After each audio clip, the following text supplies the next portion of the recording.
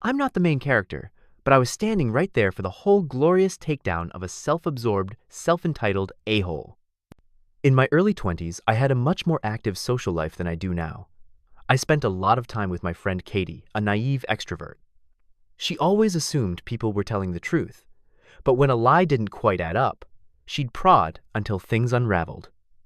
Also, Katie was a looker, like really good looking. So, one night we ended up at a house party. Friend of a friend of a friend kind of deal. We were hanging out on the patio in a small group when someone congratulated her on her new job at a well-known company.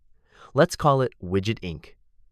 That's when Chad, a man in his mid-20s wearing a pink polo and plaid shorts, perked up and slid next to her. Chad said, "Oh, you're talking about Widget Inc.? That's cool. My company and I were working at the executive offices of Widget all this week." Katie said, "Oh, that's so exciting."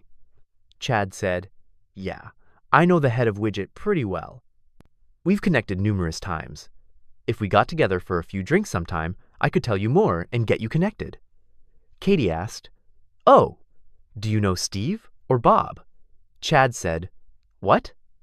Katie said, "Well, Steve's the owner, but Bob's the president. He runs everything." Chad was clearly unsure which way to go now. He gambled.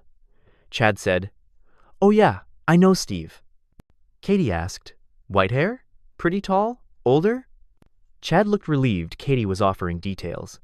He jumped back on the lie train. Chad said, Yeah, I worked with him a lot this week at his office."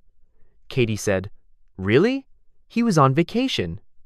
"Are you sure it wasn't Bob?" Chad said, Actually, I don't remember the name, but I'm well connected with the higher-ups." Katie said, "I bet it was Bob. Are you working on Project XYZ?" At this point, Chad's gone from "I know the owner personally" to "I don't remember his name." Chad said, No, it was something else. I can't really talk about it, you know how it is." "But he's a cool guy," Katie said. "That's so nice." "What's your name?" Chad said. "Chad." He tried a suave handshake. Katie said, "Got it. I'll tell Bob on Monday I met you. I'll have to ask him about this secret project." At this point, Chad realized the jig was up. Chad said, "Oh, cool. Yeah, no, don't even mention it. It's no biggie.